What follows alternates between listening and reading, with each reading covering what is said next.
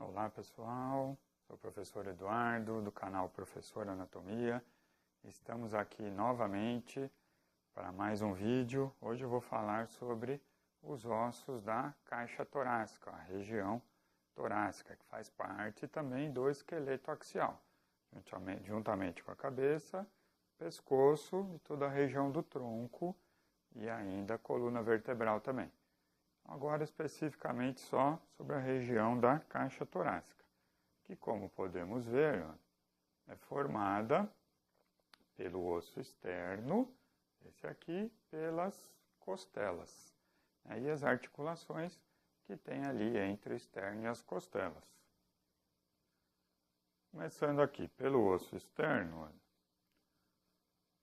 o osso externo, como a gente vê, pode identificar até que ele tem um formato parecido com um punhal, né? Poderia segurar aqui como se fosse o cabo, e aqui a ponta dele, que é a parte mais inferior. Ele é dividido em manúbrio, que é a parte superior, o corpo do externo e o processo chifoide. Processo chifoide, que é essa pontinha aqui embaixo, que é importante para movimentos de massagem, de ressuscitação cardiorrespiratória, né? Se apalpar, se identificar essa região, parte mais inferior ali do externo, para poder fazer a ressuscitação nessa região. Ok? A parte superior vai se articular com a primeira costela, né? E com a clavícula, ali em cima, aqui a articulação da clavícula. Podemos ver, olha, a articulação aqui com a clavícula e aqui onde vai articular a primeira costela. E a transição aqui do manúbrio para o corpo, é onde vai articular a segunda costela. E podemos ver aqui essas fóveas, né, que existem no osso externo. Existem 7 delas porque vão articular com a cartilagem costal das 7 primeiras costelas.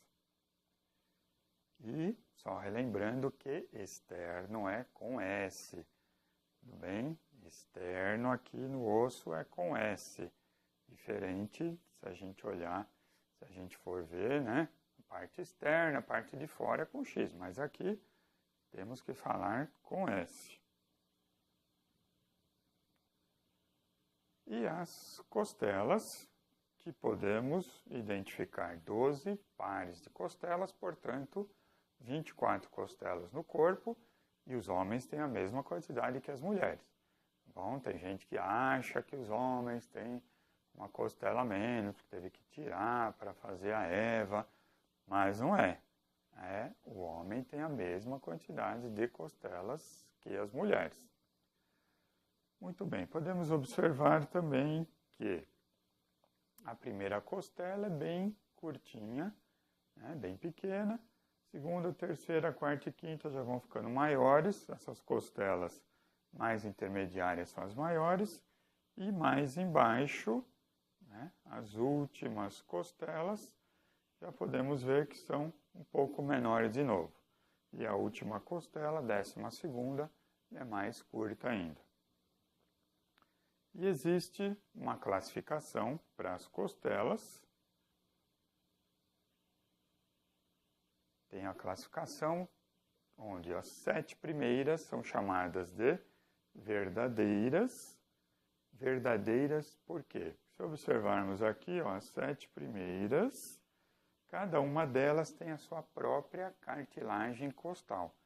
Isso aqui que vemos não é osso, são cartilagens costais. As 7 primeiras, cada uma delas tem a sua própria cartilagem costal para fazer articulação lá no osso externo. E podemos ver aqui, que a segunda, que tem ali uma transição entre o manúbrio e o corpo, as outras todas se articulam no corpo do osso externo. As 3 seguintes, olha, 8ª, 9ª e 10ª. Podemos ver que elas também têm cartilagens ainda, as cartilagens costais, porém elas não se ligam diretamente no osso externo. O que vai acontecer aqui é que elas vão se juntar na cartilagem da 7ª costela para poder se ligar ao osso externo. E as duas seguintes, as duas últimas, dois últimos pares de costelas, são chamadas de costelas flutuantes. Flutuantes porque não tem ligação com o osso externo, só se articulam na região posterior. Dos 12 pares de costelas se articulam na região posterior com as 12 vértebras torácicas.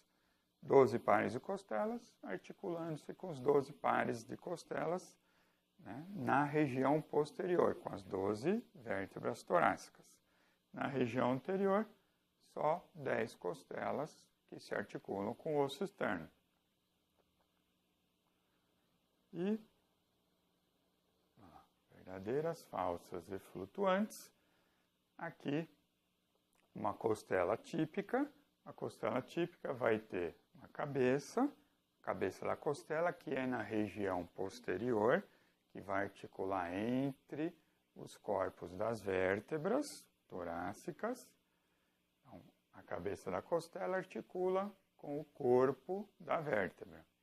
Chama articulação da cabeça da costela. Aqui, o tubérculo da costela com sua face articular, a face articular do tubérculo, que é onde vai articular no processo transverso lá das vértebras torácicas, formando a articulação ali entre o processo transverso e o tubérculo da costela. O corpo da costela, o corpo que dependendo, né, da costela vai ter uma angulação um pouco maior ou menor, e na parte inferior da costela podemos identificar o sulco da costela, que é onde fica o nervo, a artéria e veia, que ficam nessa região, parte mais inferior da costela. As últimas vértebras, as últimas costelas, que podemos identificar, olha aqui, elas têm uma face articular, né, as 10 primeiras ali têm uma face articular, para articular com a cartilagem costal, né, que forma uma articulação, portanto, entre a costela e a cartilagem costal. E aqui tem a outra articulação, que é entre o externo e a cartilagem costal. As últimas vértebras, as últimas costelas, as flutuantes, não existe essa face articular. Podemos observar que ela tem uma parte um pouco mais pontiaguda, porque aí não tem articulação com cartilagem costal. Tudo bem, gente? Isso foi uma boa ideia aí do que é essa região da caixa torácica com os seus ossos e algumas de suas articulações. Espero que tenham gostado. Curtam lá o canal do Professor Anatomia e até a próxima. Obrigado.